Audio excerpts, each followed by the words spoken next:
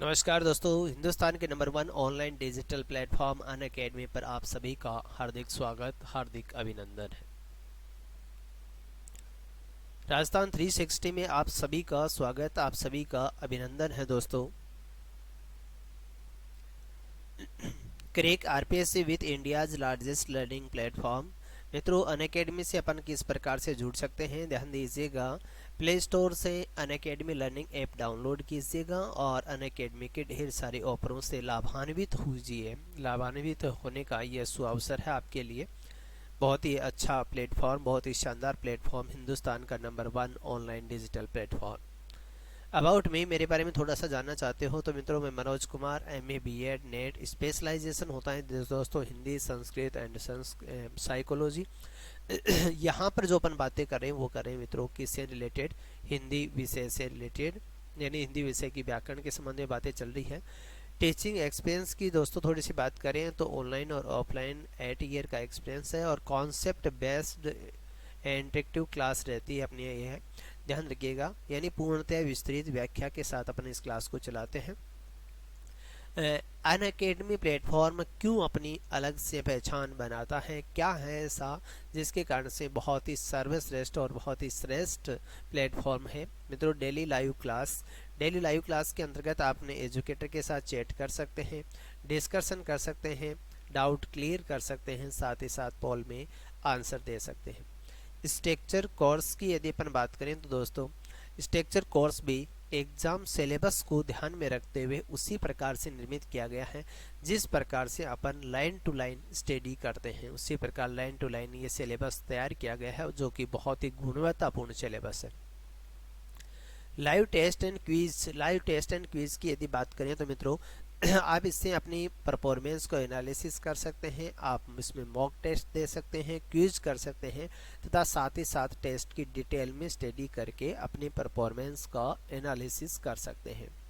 मित्रों, unlimited access, unlimited access का बहुत ही शानदार ऑफर है आपके लिए, ये बहुत ही अच्छा है कि एक बार सब्सक्रिप्शन लेने के बाद आप लाइव तथा रिकॉर्डेड क्लासें चाहे जितनी डिवाइसों पर देख सकते हैं, इसके लिए कोई प्रबंध नहीं होता है, यानी जितनी भी क्लासें चाहें उतनी क्लासें अपन देख सकते हैं। मित्रों, आरपीएससी सब्सक्रिप्शन की यदि अपन बात करें तो आरपीएससी सब्सक्रिप्शन के अंतर्गत अपने पास सिलेबस किस प्रकार से उपलब्ध है। 1 मंथ के लिए है, 3 मंथ के लिए है, 6 मंथ के लिए है, 12 मंथ के लिए है, देखिएगा, और 24 मंथ के लिए है मित्रों, यानी 2 वर्ष के लिए है। मतलब लगभग आपको कोर्स परचेज करना है, वो करना है लगभग 1 वर्ष या फिर 2 वर्ष के लिए, क्योंकि मित्रों बार बार सिलेबस परचेज करने के बजाय एक ही बार सिलेबस परचेज किया जाए और एक बार सिलेबस परचेज करने के बाद किसी अन्य प्लेटफॉर्म से कोई परचेज करने की आवश्यकता नहीं है, क्योंकि ये बहुत ही महत्वपूर्ण और बहुत ही गुणवत्तापूर्ण सिलेबस तैयार किया गया है जो कि आपकी एग्जाम को ध्यान में रखते हुए सिलेबस तैयार किया गया है मित्रों। ठीक है, आपके एग्जाम को ध्यान में रखते हुए सिलेबस तैयार किया गया है। 24 मंथ यानी 2 वर्ष के लिए मैं फोकस करना चाहूँगा, क्योंकि आरएस की बात कर लो, चाहे आप किसकी बात करो, आरएस की बात करो, चाहे आप फर्स्ट ग्रेड की बात करो, चाहे सेकंड ग्रेड की, चाहे रीट अर्थात थर्ड ग्रेड की बात करो, चाहे एलडीसी की बात कर लो, चाहे आप किसकी बात कर लो, पटवार की बात कर लो, किसी भी एग्जाम की बात कर लो मित्रों, लगभग 2 वर्ष का समय लग जाता है। इसका मतलब 2 वर्ष का सिलेबस परचेज कीजिएगा और 2 वर्ष के सिलेबस की फीस रखी गई है, वो रखी गई है 8,400 रुपये। और यदि आप इसमें भी छूट पाते हैं 8,400 रुपये में भी, तो दोस्तों मेरा रेफरल कोड मनोज10 आप यूज़ कर सकते हैं। यदि मनोज10 आप रेफरल कोड यूज करते हैं तो आपको 10% का डिस्काउंट मिल जाएगा और 10% का डिस्काउंट होते ही ये आपकी फीस है वो हो जाएगी मित्रों 7,560 रुपये, मात्र 7,560 रुपये हो जाएगी। मित्रों, पूर्व के वीडियो के अंतर्गत अपन ने हिंदी टेस्ट सीरीज़ के भाग 1 की बात कर ली थी। आज हिंदी टेस्ट सीरीज़ के भाग 2 की बात करेंगे। हिंदी व्याकरण की टेस्ट सीरीज चल रही है और टेस्ट सीरीज़ के अंतर्गत अपन ने भाग 1 की बात कर ली थी। आज टेस्ट सीरीज़ का भाग कितने की बात करेंगे, भाग 2 की बात करेंगे। दोस्तों, पहला प्रश्न आपके पास है कि किस शब्द में उर्दू का उपसर्ग नहीं है। आपको ये बताना है कि इनमें से ऐसा कौन सा शब्द है जिसके अंतर्गत उर्दू का उपसर्ग नहीं लगा हुआ है। पहला ऑप्शन आपके पास बदकिस्मत, दूसरा है आपके पास लाचार, तीसरा है आपके पास अवरोध, चौथा है आपके पास हरदम। यदि इनकी बात करें तो मित्रों ये है बद प्लस क्या, किस्मत। बद प्लस क्या है, किस्मत है। ये क्या है मित्रों, ला प्लस क्या है, 4 है, ला प्लस 4 है। यहाँ पर बात करें तो हर प्लस क्या हो जाएगा, दम हो जाएगा, हर प्लस दम हो जाएगा। और यहाँ बात करें तो ये क्या हो जाएगा, औ प्लस क्या हो जाएगा, रोध हो जाएगा, औ प्लस रोध हो जाएगा। मित्रों ऑप्शन नंबर 3 के अंतर्गत दिया गया औ है वो संस्कृत भाषा का उपसर्ग है। किस भाषा का उपसर्ग है, संस्कृत भाषा का उपसर्ग है। संस्कृत भाषा का उपसर्ग होने का मतलब है कि वह उपसर्ग कैसा है, तत्सम उपसर्ग है। दोस्तों कैसा उपसर्ग है, तत्सम उपसर्ग है। किसके अंतर्गत, अवरोध के अंतर्गत। ओके, तो पहले प्रश्न का उत्तर हो गया ऑप्शन नंबर 3, अर्थात सी ऑप्शन क्या हो जाएगा, राइट आंसर हो जाएगा। दोस्तों क्या हो जाएगा, सी ऑप्शन है वो क्या हो जाएगा, राइट आंसर हो जाएगा। इसका मतलब सी ऑप्शन का अपन क्या कर सकते हैं, चुनाव कर सकते हैं। ठीक है, सी ऑप्शन का चुनाव कर लीजिएगा। सी ऑप्शन है वो करेक्ट आंसर हो जाएगा आपका। दोस्तों क्या हो जाएगा, करेक्ट आंसर हो जाएगा। इसका मतलब तीसरा जो विकल्प दिया गया है आपको वो करेक्ट आंसर है, वो सही आंसर है आपके लिए। ठीक है, चलिए दोस्तों दूसरे प्रश्न की बात करते हैं। दूसरा प्रश्न भी आपसे क्या पूछा गया है, सेम प्रश्न था दूसरा। तो तीसरे प्रश्न की बात करते हैं। देखिएगा तीसरे प्रश्न में आपसे क्या कहा गया है।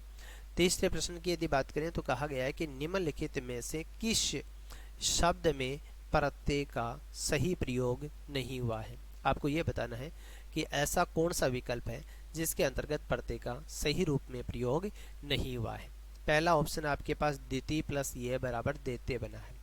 प्रारंभिक स्वर में वृद्धि है मित्रों। प्रारंभिक स्वर यदि ई छोटी, ई बड़ी या फिर ए होता है तो वो आई में बदल जाता है, अंतिम स्वर का लोप कर दिया जाता है। अतः दी छोटी दी का ई का आई हो गया और अंतिम स्वर का ये प्रत्यय जोड़ते इसमें लोप हो जाता है। इसका आधा तय और ये हो गया। द्वितीय प्लस ये से देते बन गया। दीति और अदिति नाम की दो सगी बहनें हैं और दीति के जो संतान पैदा हुई वो दैत्य कहलाई, मतलब राक्षस कहलाई। और अदिति के एक ही पुत्र हुआ था आदित्य, और आदित्य किसको कहा जाता है, सूर्य को कहा जाता है। दूसरा ऑप्शन आपके पास राधा प्लस ए बराबर क्या बनेगा।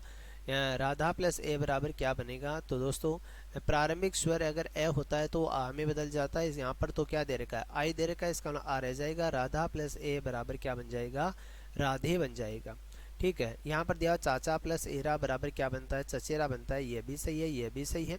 यहाँ पर लिखा हुआ है अभिजात प्लस ये बराबर अभिजात्य लिखा हुआ है मित्रों। अभिजात्य नहीं होता है, शब्द होता है अभिजात्य। क्या होता है, अभिजात प्लस ये बराबर शब्द बनता है, वो बनता है क्या, अभिजात्य बनता है। अभिजात प्लस ये से क्या शब्द बनता है, अभिजात्य बनता है। ओके, चलिए दोस्तों अगले प्रश्न की बात करते हैं। चौथा प्रश्न आपके पास क्या लिखा गया है। चौथा प्रश्न भी प्रत्यय से रिलेटेड है और चौथे प्रश्न में पूछा गया है कि उपनिषद शब्द में इक प्रत्यय लगने से कौन सा शब्द है, यानी कौन सा शब्द प्रत्यय है, यानी कौन सा शब्द बनेगा, कौन सा शब्द बनेगा कर सकते हैं, कौन सा शब्द बनेगा। चलिए ये छोड़ दीजिए कि उपनिषद शब्द में इक प्रत्यय लगने पर कौन सा शब्द बनेगा। आपको बताना है कि कौन सा शब्द बनता है। मित्रों यदि प्रारंभिक स्वर उ ह्रस्व है, उ दीर्घ या फिर ओ होता है तो प्रत्यय जोड़ते समय वो किसमें बदल जाता है, औ में बदल जाता है। किसमें बदल जाता है, औ में बदल जाता है। इसका मतलब उ के स्थान पर क्या हो जाएगा, औ हो जाएगा। बीच में कोई परिवर्तन नहीं होता है, वैसा का वैसा लिख दीजिए। स और द में ई की मात्रा लगा दीजिए, दिक हो जाएगा। उपनिषद प्लस इक बराबर औपनिषदिक होता है। देखिएगा कौन सी ऑप्शन में दिया हुआ है। ठीक है, देखिएगा ऑप्शन नंबर 1 के अंतर्गत दिया हुआ, एक ऑप्शन नंबर 1 करेक्ट आंसर है। ओके मित्रों, चलिएगा अगले प्रश्न की बात करते हैं, पांचवें प्रश्न की। और पांचवा प्रश्न आपसे क्या कहा जा रहा है। पांचवा प्रश्न भी प्रत्यय से रिलेटेड है कि इनमें से कौन सा शब्द अप्रत्यय, इनमें से कौन सा शब्द अप्रत्यय से नहीं बना है। आपको ये बताना है कि अप्रत्यय से कौन सा शब्द नहीं बना है। पहला ऑप्शन आपके पास कौशल, दूसरा आपके पास पांडव, तीसरा आपके पास लाघव और चौथा आपके पास लगाव। मूल शब्द निकाला करो। देखो ऐसे मूल शब्द निकाला करो। कौशल के अंतर्गत क्या होता है दोस्तों, कुशल होता है। क्या होता है, कुशल। क्या होता है, कुशल। कुशल प्लस है, चलो यहाँ से हटा दो, इसको यहाँ लिख दो। क्या होता है, कुशल होता है। कुशल प्लस एस से क्या बनता है, कौशल बनता है। पांडव की यदि बात करें तो दोस्तों पांडु प्लस क्या है, ये पांडु प्लस ड है। यहाँ पर पांडु प्लस क्या है, ए है। पांडु प्लस ए से पांडव बनता है। और यहाँ पर लाघव है तो लघु प्लस ए बराबर लाघव बनता है। और लगाव शब्द है वो कैसा शब्द है, रूढ़ शब्द है, यानी लगाव शब्द के अंतर्गत ए प्रत्यय का प्रयोग नहीं हुआ है। ओके, चलिए दोस्तों छठवें प्रश्न की बात करते हैं। छठवां प्रश्न आपके पास लिखा हुआ है वो समाज से रिलेटेड है और हिमाच्छादित क्या शब्द पूछा गया है, हिमाच्छादित। हिम किसको कहते हैं, बार्ब को कहते हैं। किसको कहते हैं, हिम किसको कहते हैं, बार्ब को कहते हैं। हिमाच्छादित सामासिक पद में कौन सा समास है, आपको बताना है। कर्म तत्पुरुष है, कर्ण तत्पुरुष है, संप्रदान तत्पुरुष है या फिर अपादान तत्पुरुष है। हिम ये लीजिए, सब जानते हो, हिम से क्या, हिम से आच्छादित, हिम से आच्छादित। कारक चिन्ह से का प्रयोग हुआ है। कारक चिन्ह से का प्रयोग कर्ण में भी होता है और अपादान में भी होता है। इनमें तो होता ही नहीं है कारक चिन्ह, इसमें तो किसका प्रयोग होता है, को का प्रयोग होता है। संप्रदान में के लिए का प्रयोग होता है। अपादान में भी कारक चिन्ह से का प्रयोग होता है, बट लेकिन वो किसके संबंध में होता है, अलग होने के संबंध हो सकता है, भय की स्थिति हो सकती है, ठीक है, अंग विकार की स्थिति हो सकती है। ये तीनों ध्यान रखिए, क्या किसकी अलग होने की स्थिति हो सकती है, भय की स्थिति होती है, अंग विकार की स्थिति होती है। हिम आच्छादित, हिम से आच्छादित, इसका मतलब यहाँ पर बात कर रहा है से कारक चिन्ह वो कर्ण के लिए कर रहा है। किसके लिए कर रहा है, कर्ण के लिए कर रहा है। कर्ण का शाब्दिक अर्थ होता है साधन, क्या होता है, साधन होता है। चलिए दोस्तों अगले प्रश्न की बात करते हैं। सातवां प्रश्न आपसे पूछा गया है और सातवें प्रश्न में आपसे क्या पूछा गया है कि द्विगु समास का उदाहरण है। आपको यह बताना है कि इनमें से द्विगु समास का उदाहरण कौन सा है, ठीक है। द्विगु समास में ये कहा जाता है संख्या पूर्वो द्विगु, संख्या पूर्वो क्या द्विगु, संख्या पूर्वो द्विगु, यानी जिसका पूर्व पद क्या होता है, संख्यावाची होता है, वो द्विगु समास का उदाहरण होता है। माता पिता दिया हुआ है तो माता पिता के अंतर्गत कौन सा होता है, इतरेतर द्वंद्व समास होता है। कौन सा होता है, इतरेतर द्वंद्व क्या दोस्तों समास। माता और क्या हो जाएगा, पिता हो जाएगा, माता और पिता हो जाएगा, इतरेतर द्वंद्व समास, माता और क्या हो जाएगा, पिता हो जाएगा। ओके, यथाशक्ति अव्ययभाव समास होता है, क्या होता है, यथाशक्ति के अंतर्गत अव्ययभाव समास होता है, सब जानते हो। शक्ति के अनुसार होता है। पीताम्बर, पीत है, क्या दोस्तों, पीत है, पीत मतलब पीला, पीत है, पीत है जिसके, पीत है जिसके अंबर, अंबर मतलब होता है वस्त्र, क्या होता है, अंबर का मतलब क्या होता है, वस्त्र होता है। पीत है जिसके अंबर वह है। पीताम्बर किस किस के लिए कहा जाता है, विष्णु तथा श्री कृष्ण। पीताम्बर भगवान विष्णु तथा श्री कृष्ण दोनों ही क्या धारण करते हैं, पीताम्बर धारण करते हैं, पीले वस्त्र धारण करते हैं। इसका मतलब इसके यदि बात करें तो इसके अंतर्गत समास कौन सा है दोस्तों, बहुव्रीहि समास है। कौन सा समास है, बहुव्रीहि समास है। और यदि यहाँ पर बात की जाए तो यहाँ पर लिखा हुआ आपके पास नवग्रह, नवग्रह मतलब क्या होगा, नौ क्या ग्रहों, नौ ग्रहों का क्या दोस्तों समूह है, नौ ग्रहों का समूह है। इसका मतलब कि समास का उदाहरण हो गया, द्विगु समास का उदाहरण हो गया। आपसे क्या पूछा गया था, द्विगु समास तो पूछा गया कि द्विगु समास का उदाहरण क्या है, तो नवग्रह हो जाएगा, नौ ग्रहों का समूह हो जाएगा। आठवां प्रश्न देखिएगा आपके पास। आठवें प्रश्न में क्या लिखा गया है, आठवें प्रश्न में पूछा गया है कि कौन सा कर्म सही नहीं है, इनमें से कौन सा कर्म ऐसा है जो सही नहीं है। कर्मनिष्ठ अधिकरण तत्पुरुष समास होता है, सर्वोत्तम बहुव्रीहि समास होता है, वह लिख लेना यहाँ पर है ना, बहुव्रीहि समास होता है। आपाद मस्तक अव्ययभाव समास होता है। मंद बुद्धि कर्मधारय तत्पुरुष समास होता है। आपको यहाँ पर यह जवाब देना है कि कौन सा कर्म सही नहीं है। कर्मनिष्ठ, कर्म में निष्ठ, कर्म में निष्ठ, कर्म भागे, भागे पर निष्ठ, कर्म में निष्ठ। इसका मतलब में पेपर किस में आता है, अधिकरण में आता है, तो सही है। आपाद मस्तक, आ का अर्थ होता है तक, पाद का अर्थ होता है पैर, मस्तक यानी सिर। मस्तक से क्या हो जाएगा, पाद तक हो जाएगा, यह भी अव्ययभाव समास है। मंद बुद्धि, मंद है जिसकी क्या बुद्धि, मंद है जिसकी बुद्धि, यह भी कर्मधारय समास है। और विशेषण विशेष से कर्मधारय समास है। कौन सा है दोस्तों, विशेषण विषय से कर्मधारय समास है, विशेषण विषय से कर्मधारय समास हो जाएगा। सर्वोत्तम यानी सर्व में उत्तम, क्या मित्रों, सर्वोत्तम सर्व में क्या उत्तम, सर्व में उत्तम। इसका मतलब यहाँ पर जो समास है वो है दोस्तों कौन सा, अधिकरण तत्पुरुष समास। कौन सा है, अधिकरण तत्पुरुष समास हो जाएगा। ओके, कौन सा समास हो जाएगा? अधिकरण तत्पुरुष समास हो जाएगा। इस चीज का आप विशेष रूप से ध्यान रखिएगा। इसका मतलब ऑप्शन नंबर 2 के अंतर्गत सर्वोत्तम दिया हुआ था, उसमें बहुब्रीहि समास नहीं, कौन सा समास होगा? अधिकरण तत्पुरुष समास होगा। ओके, चलिए अगले प्रश्न की बात करते हैं। 9वां प्रश्न आपके पास 9वें प्रश्न में पूछा क्या गया है, देखिएगा, पहले ध्यान से पढ़िएगा कि कौन सा समास विग्रह सही नहीं है। आपको ये बताना है कि इनमें से ऐसा कौन सा समास पद है जिसका समास विग्रह सही नहीं दिया हुआ है। पहले में दिया हुआ है दाल रोटी, दाल और रोटी दिया हुआ है। पंचानन, पंच है, आनन पंच है जिसके आनन, और पुस्तकालय, पुस्तक और आले, और एक दिया सुलोचना, सुंदर है जिसके लोचन। बताइएगा कि इनमें से ऐसा कौन सा विकल्प है जिसके अंतर्गत समास विग्रह सही नहीं है। यानी ऐसा कौन सा विकल्प है जिसके अंतर्गत समास विग्रह सही नहीं दिया हुआ है। चुनाव करना आपको कि सर इनमें से कौन सा ऐसा समास पद है जिसका समास विग्रह सही नहीं है।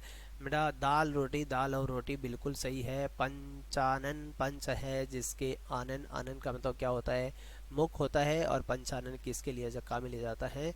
शिव तथा हनुमान जी के लिए काम में लिया जाता है। शिव तथा हनुमान के लिए काम में लिया जाता है। पुस्तकालय, दोस्तों पुस्तक और आलय नहीं होता है, यह होता है क्या? पुस्तकों, पुस्तकों के लिए क्या? आलय, पुस्तकों के लिए आलय होता है। और के लिए संप्रदान तत्पुरुष समास होता है। कौन सा होता है? संप्रदान तत्पुरुष समास होता है। ठीक है, संप्रदान तत्पुरुष समास हो जाएगा। कौन सा समास हो जाएगा? संप्रदान तत्पुरुष समास हो जाएगा। ठीक है, सुलोचना इसका मतलब सुंदर है जिसके लोचन, बिल्कुल ये सही है। विशेषण विशेष क्रमधारी समास है ये। ठीक है, तो इसका मतलब गलत कौन सा हो गया? पुस्तकालय वाला हो गया। पुस्तक और आलय नहीं होगा, पुस्तकों के लिए क्या होगा? आलय होगा। ओके, चलिए दोस्तों बहुत शानदार प्रश्न है। 10वें प्रश्न की बात करते हैं। दोस्तों 10वें प्रश्न में आपसे लिंग से संबंधित प्रश्न पूछा गया है। और 10वें प्रश्न में पूछा गया है कि नेता का स्त्रीलिंग क्या होता है। नेता का स्त्रीलिंग क्या होता है? मित्रों मैं थोड़ा सा बता देता हूँ कि ऐसे शब्द जो क्या दिए गए हैं, पुल्लिंग दिए जाते हैं। क्या दिए जाते हैं? ऐसे शब्द जो क्या दिए जाते हैं? पुल्लिंग दिए जाते हैं। पुल्लिंग शब्दों का स्त्रीलिंग बनाते समय एक विशेष नियम प्रभावी रहता है। इस जगह पुल्लिंग का स्त्रीलिंग बनाते समय जिन शब्दों के लास्ट में ता आता है या फिर तय आता है, तो तय के स्थान पर त्रय करके पुल्लिंग शब्दों को स्त्रीलिंग में बदला जाता है। देखो जैसे कवि लिखा हुआ है, चलो कवि का तो कोई दिक्कत नहीं है, कवियत्री होता है। ठीक है, जैसे आपके पास लिखा हुआ दाता, दाता का क्या होता है? दात्री होता है। जैसे आपके पास शब्द लिखा हुआ है विधाता, क्या लिखा हुआ है? विधाता, विधाता का क्या होता है? विधात्री होता है। जैसे आपके पास लिखा हुआ है कर्ता, कर्ता का क्या होता है? कर्त्री होता है। क्या होता है? कर्त्री होता है। दोस्तों क्या होता है? कर्ता का कर्त्री होता है। तरह यहाँ पर कर्ता का कर्त्री होता है ना। ऐसे ही श्रोता का क्या होता है? श्रोता क्या होता है? श्रोत्री होता है। क्या होता है? श्रोता श्रोत्री होता है। सुनने वाला सुनने वाली। उसी प्रकार नेता का क्या हो जाएगा? नेत्री हो जाएगा। क्या हो जाएगा? नेत्री हो जाएगा। ठीक है, नेता का क्या हो जाएगा? नेत्री हो जाएगा। ये एक विशेष है कि तय के स्थान पर त्रय करके पुल्लिंग का स्त्रीलिंग बनाने वाले रूल के तहत ये काम में लिए जाते हैं और ये बनते हैं शब्द। ओके, चलिए अगले प्रश्न की बात करते हैं। 11वां प्रश्न आपके पास लिखा हुआ है और 11वें प्रश्न में पूछा गया है आपको आपके ही गुरु का, यानी गुरु शब्द का सही स्त्रीलिंग चुनिए। आपको गुरु शब्द का सही स्त्रीलिंग क्या करना है? चुनाव करना है कि गुरुआइन होता है, गुरुवी होता है, गुरुनी होता, गुरनी होता है या गुरी होता है। बताइएगा, सही फटाफट बताइएगा। देखिएगा दोस्तों, जैसे अपन यहाँ पर शब्द लिख सकते हैं, जैसे अपने पास शब्द लिखा मुंशी, मुंशी प्लस आयन, ये शब्द याद रखना बहुत महत्वपूर्ण शब्द है ये मुंशी प्लस आयन वाला। मुंशी प्लस आयन से क्या शब्द बनता है? तो दोस्तों क्या बनता है? मुंशी प्लस आयन से मुंशी यायन बनता है। यह सबसे महत्वपूर्ण उदाहरण है आयन प्रत्यय के संबंध में। ऐसे ही आपके पास शब्द लिखा हुआ है पंडित, पंडित प्लस क्या? आइन, पंडित प्लस आयन बराबर शब्द क्या बन जाएगा? पंडितायन बन जाएगा। पंडित प्लस आयन पंडितायन बन जाएगा। ऐसे ही आपके पास शब्द लिखा हुआ है ठाकुर, ठाकुर क्या लिखा हुआ है? ठाकुर लिखा हुआ है। ठाकुर प्लस आइन, ठाकुर प्लस आइन से क्या शब्द बन जाएगा? ठाकुराइन बन जाएगा। ठाकुर प्लस आइन से ठाकुराइन बन जाएगा। तो ऐसे ही गुरु से क्या बन जाएगा? गुरुआइन बन जाएगा। क्या बन जाएगा? गुरु से शब्द क्या बन जाएगा, गुरु आइन बन जाएगा। ओके, अगला प्रश्न आपको काल से संबंधित पूछा गया है। काल पूछा गया है कि अपूर्ण भूतकाल, अपूर्ण भूतकाल का उदाहरण है। आपको ये बताना है कि इनमें से अपूर्ण भूतकाल का उदाहरण कौन सा है। अपूर्ण भूतकाल का मैं अर्थ बता देता हूँ आपको। क्या होता है कि भूतकाल में होने क्रिया जो प्रारंभ होती है उसके प्रारंभ का तथा अंत का पता नहीं रहता है, कि वो क्रिया कब प्रारंभ हुई और कब उसका क्या हुआ, अंत हुआ, इस चीज का पता नहीं रहता है।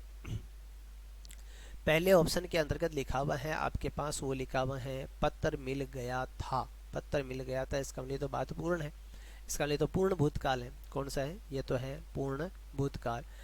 और यहाँ लिखा है वर्षा हुई होगी, वर्षा हुई होगी, ये क्या है दोस्तों, संदिग्ध है। क्या है, संदिग्ध है। देखो आप क्या करें, वर्षा हुई होगी, इसका जरूरी तो नहीं है नहीं हुई, तो संदिग्ध भूतकाल हो जाएगा। क्या हो जाएगा, संदिग्ध भूतकाल होगा।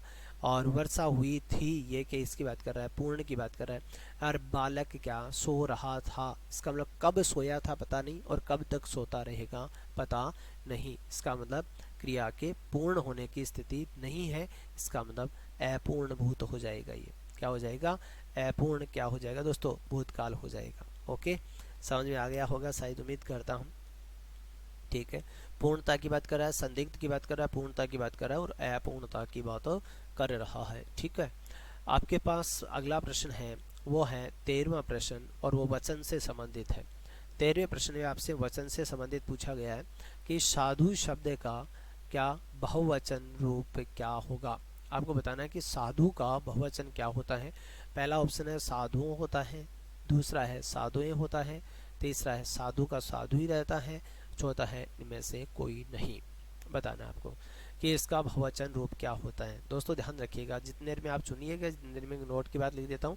नोट ये बातें ध्यान रखना है आपको। प्राण है, क्या है, प्राण है, होश है, क्या है, प्राण है, होश है, क्या है, आंसू है, ठीक है, आंसू है, दर्शन है, ठीक है, निगम, क्या है, निगम है, गए यहाँ पर, निगम है, भाग्य है, ठीक है, क्या है, निगम है, भाग्य है, हालचाल है, क्या है, हालचाल है ना, समाचार है, क्या है, समाचार है, ठीक है, और हस्ताक्षर है, क्या है, हस्ताक्षर है।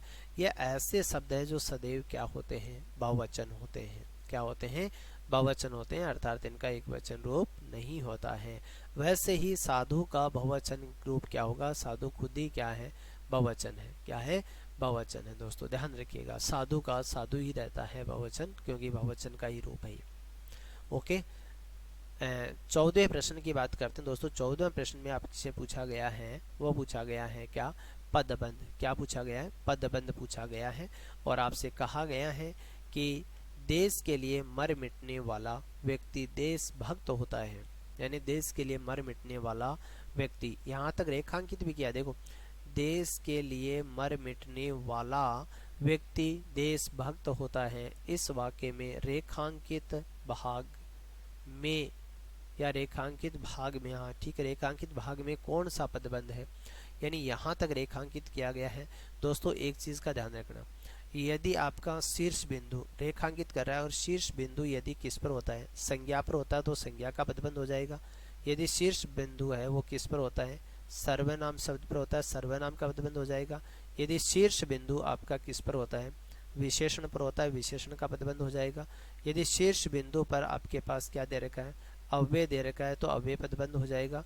शीर्ष पद यदि किस पर दे रखा है, क्रिया पर दे रखा है, तो वो किसका पदबंध होता है, क्रिया का पदबंध होता है। और यदि शीर्ष बिंदु यदि किस पर, वाला, वाली और वाले, वाला, वाली, वाले पर यदि शीर्ष बिंदु टिका रहता है, वाला, वाली, वाले पर, तो मित्रों एक बात ध्यान रखना, वो हमेशा किसका पदबंध होगा, विशेषण का पदबंध होगा। किसका पदबंध होगा, वो हमेशा ध्यान रखिएगा, किसका पदबंध होगा, विशेषण का पदबंध होगा। इसका मतलब दोस्तों यदि यहाँ पर अपन बात करें कि देश के लिए मर मिटने वाला क्या मित्रों व्यक्ति क्या देशभक्त होता है, इसका मतलब यह जो आपका पदबंध है वो है विशेषण पदबंध। क्या है, विशेषण पदबंध। ठीक है, संज्ञा पर एंड हो जाए संज्ञा का पदबंध हो जाएगा, सर्वनाम पर एंड हो जाए सर्वनाम का पदबंध हो जाएगा, क्रिया पर एंड हो जाता तो क्रिया का होता, यहाँ पर विशेषण पर एंड हुआ है, इसका मतलब ये किसका पदबंध है, विशेषण का पदबंध है। ओके, चलिएगा दोस्तों, 15वां प्रश्न आपको पूछा गया वाक्य से रिलेटेड। किससे पूछा गया है, वाक्य से रिलेटेड पूछा गया है, और पूछा गया है कि इनमें से कौन सा वाक्य संयुक्त वाक्य है। आपको यह बताना है कि इनमें से भैया कौन सा वाक्य है वो संयुक्त वाक्य की श्रेणी में आता है। आपको यह बताना है कि इनमें से कौन सा वाक्य संयुक्त वाक्य है, कौन सा वाक्य संयुक्त वाक्य है। पहला दिया गया आपको कि पुलिस ने उस लड़के को पकड़ लिया जिसने चोरी की थी, जिसने चोरी की थी। बहुत अच्छे प्रकार समझा रखा है। यह वही मकान है जिसमें मैं रहता था। दूसरा वाक्य है यह वही मकान है जिसमें मैं रहता था, जिसमें मैं रहता था। ठीक है, बच्चे को उसकी पुस्तक लौटा दो। और चौथा वाक्य है आपके पास लड़का आया किंतु वह रुका नहीं, किंतु वह क्या रुका नहीं। बताइएगा, आपको बताना है कि संयुक्त वाक्य कौन से में है। मित्रों ये डिपेंडेंट बात है कि पुलिस ने उस लड़के को पकड़ लिया जिसने चोरी की थी, डिपेंडेंट है, और ये विशेषण आश्रित उपवाक्य है। कैसा है, विशेषण आश्रित क्या है दोस्तों, विशेषण आश्रित उपवाक्य है, विशेषण आश्रित उपवाक्य है। यानी किस वाक्य का रूप है ये, मिश्र वाक्य का रूप है। किस वाक्य का है, मिश्र वाक्य का। जबकि पूछ रखा है संयुक्त, ये भी क्या है, विशेषण आश्रित मिश्र वाक्य है। और बच्चे को उसकी पुस्तक लौटा दो, ये कैसा वाक्य है, साधारण सरल या फिर सामान्य वाक्य है। इसका मतलब कैसा वाक्य है, सरल वाक्य है। कैसा वाक्य है, सरल वाक्य। लड़का आया किंतु वह रुका नहीं, किंतु परंतु अपितु बल्कि लेकिन फिर भी इनसे जोड़ देते हो तो वाक्य किस प्रकार का हो जाता है दोस्तों, संयुक्त वाक्य हो जाता है। कैसा वाक्य हो जाता है, संयुक्त वाक्य हो जाता है। इसका मतलब ये किस प्रकार का वाक्य है, संयुक्त वाक्य। ओके, चलिए दोस्तों अगले प्रश्न की बात करते हैं। 16वां प्रश्न आपके पास द्विज का अनेकार्थी है। द्विज का अनेकार्थी है। देखिएगा मैं इसको स्पष्ट कर देता हूँ आपको कि द्वि प्लस जय है। ये क्या है, द्वि प्लस जय है। द्वि का अर्थ क्या होता है, दो होता है। ठीक है, दो यानी दो बार। क्या, जय का अर्थ होता है जन्म लेने वाला, जन्म लेने वाला, जन्म लेने वाला। अब आपको ये चुनना है कि इनमें से क्या द्विज का अनेकार्थी कौन सा है जो दो बार जन्म लेता है। क्या घोड़ा दो बार जन्म लेता है, क्या आकाश दो बार जन्म लेता है, क्या मधुर दो बार जन्म लेता है, क्या ब्राह्मण दो बार जन्म लेता है। आपको बताना है कि द्विज का अनेकार्थी है, घोड़ा होता है, आकाश होता है, मधुर होता है, या फिर ब्राह्मण होता है। फटाफट जवाब देना आपको दोस्तों। किसको कहा जाता है, ब्राह्मण को कहा जाता है द्विज। क्यों, क्योंकि एक बार तो माँ के कोख से जन्म लेता है और दूसरी बार जब व्यक्ति क्या करता है, जब यही ब्राह्मण क्या धारण करता है, जनेऊ धारण करता है, तब ये द्वितीय जन्म लेता है। ओके, तो द्विज किसके लिए आता है, ब्राह्मण के लिए आता है। क्या आता है, ब्राह्मण के लिए आता है। यानी जनेऊ धारण करने का मतलब है कर्तव्य निष्ठा, प्राण निष्ठा और क्या मित्रों सजनता का रूप लेकर के व्यक्तित्व का निर्वहन करना होता है। यानी किसी के साथ अन्याय या फिर क्या दुष्ट प्रवृत्ति का न रखना, किसी के साथ अन्याय या फिर दुष्ट प्रवृत्ति का न रखना और उसके साथ स्वाभाविक रूप से व्यवहार करने का प्रण लेना है, वो क्या है, द्वितीय जन्म है। उसका क्या है, द्वितीय जन्म है। ओके, चलिएगा दोस्तों अगले प्रश्न की बात करें तो 17वां प्रश्न आपके पास लिखा गया है। और वो 17वां प्रश्न क्या लिखा गया है, आप देख पा रहे हैं कि 17वां प्रश्न आपके पास क्या है, घास काटना मुहावरे का अर्थ होता है। आपको ये बताना है घास काटना मुहावरे का अर्थ होता है कुछ भी असर न होना होता है, कठिनता पूर्वक कार्य करना होता है, गैर जिम्मेदार होना होता है, या फिर गुणवत्ता का ध्यान रखे बिना जैसे तैसे काम निपटाना होता है। घास काटना मुहावरे का अर्थ होता है। आपको ये बताना है घास काटना मुहावरे का अर्थ होता है। बहुत ईजी है, सभी बता सकते हैं, कोई दिक्कत वाली बात नहीं है, कोई कठिनाई नहीं है।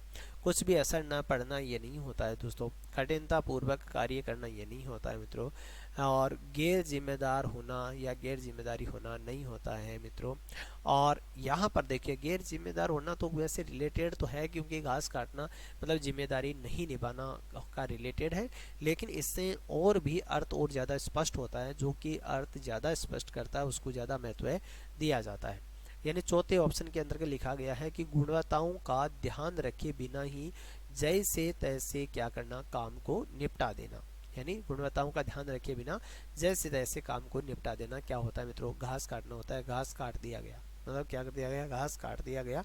इसका मतलब कोई भी गुणवत्ताओं का ध्यान नहीं रखा गया और बिना गुणवत्ताओं का ध्यान रखे बिना ही जैसे जैसे काम को क्या कर दिया, निपटा दिया। इसका मतलब घास काटना है।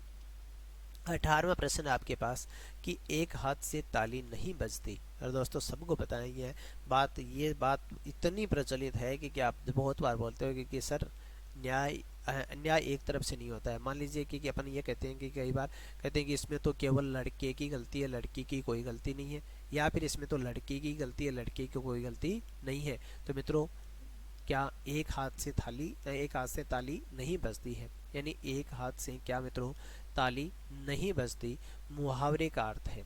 यानी आज पहला वाक्य है आपके पास, क्या ताली दोनों हाथों से बजाना उचित है। दूसरा है परस्पर प्रेम होता है, या फिर झगड़ा दोनों ओर से होता है, या इनमें से कोई नहीं। बिल्कुल मित्रों किससे कह सकते हैं अपन कि झगड़ा दोनों ओर से होता है, एक ओर से नहीं। यानी विद्रोह हुआ है कोई, तो विद्रोह के पीछे दोनों जिम्मेदार हैं, कोई अकेला जिम्मेदार नहीं है। कोई अकेला जिम्मेदार नहीं होता है, दोनों क्या है, जिम्मेदार है। ठीक है।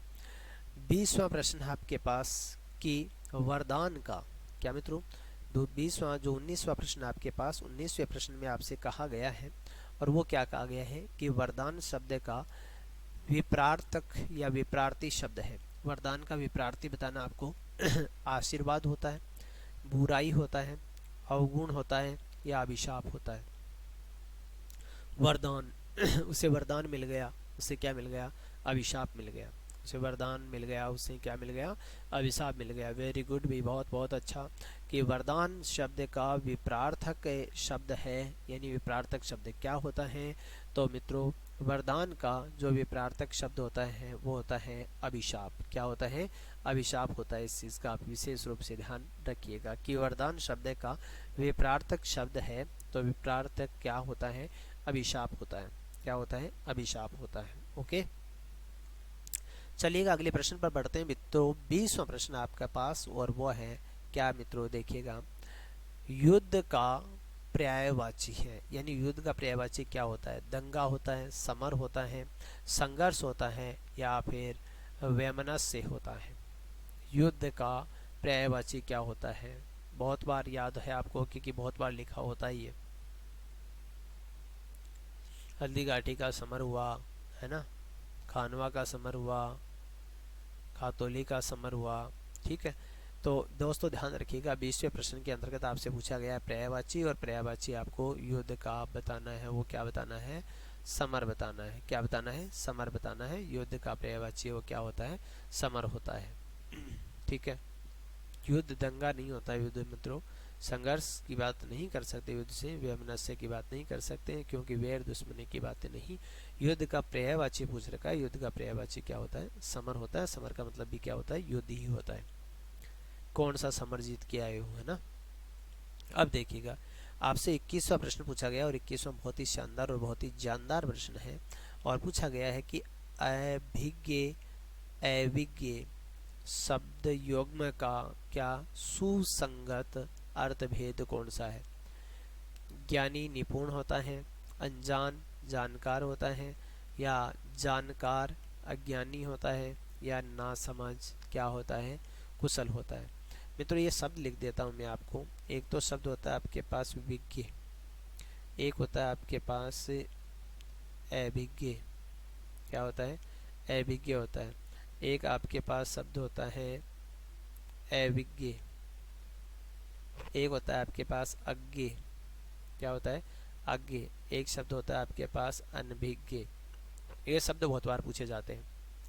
दोस्तों ध्यान रखिएगा विज्ञ और अभिज्ञ दोनों का अर्थ क्या होता है, जानकार होता है। क्या होता है, जानकार होता है। लेकिन अविज्ञ, अज्ञ और अनभिज्ञ सभी का अर्थ क्या होता है, अनजान होता है।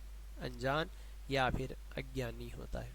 क्या होता है, अनजान या फिर क्या होता है, अज्ञानी होता है। अब तुम कहोगे सर इसमें तो अ उपसर्ग लगा हुआ है, बेटा इसको तोड़ो। ये क्या लिखा हुआ है आपके पास, अनभिज्ञ लिखा हुआ है। अनभिज्ञ लिखा हुआ तो इसमें से न अलंत करके निकालो, क्योंकि ये तत्सम शब्द है, अन न के अलंत वाला आएगा। अन प्लस क्या होगा, अभिज्ञ होगा। अन यानी नहीं, अभिज्ञ मतलब जानकार, जो जानकार नहीं है उसको क्या कहा जाता है, अनभिज्ञ कहा जाता है। इसका मतलब जानकार और क्या हो जाएगा दोस्तों, अभिज्ञ।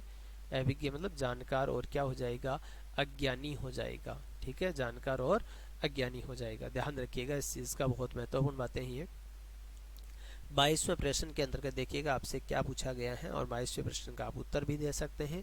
बहुत आसान है, युग्म शब्द के संबंध में ही पूछा गया है।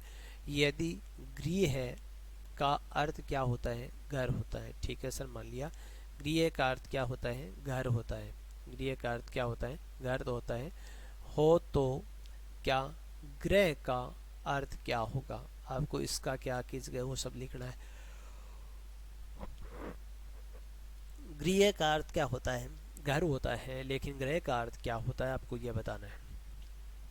क्या नक्षत्र होता है, महल होता है, झोंपड़ी होता है, या फिर ग्रहण होता है।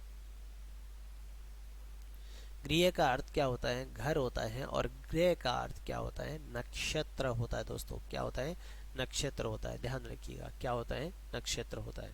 ओके, 23वें प्रश्न की ओर बढ़ते हैं। 23वें प्रश्न में आपसे पूछा गया है वर्तनी की शुद्धता वाला शब्द, यानी शब्द शुद्धि से रिलेटेड प्रश्न। ये शुद्ध वर्तनी वाला शब्द का या शुद्ध वर्तनी वाले शब्द का क्या कीजिए, चयन कीजिए। दोस्तों शुद्ध वर्तनी वाले शब्द का आपको क्या करना है, चयन करना है, चुनाव करना है।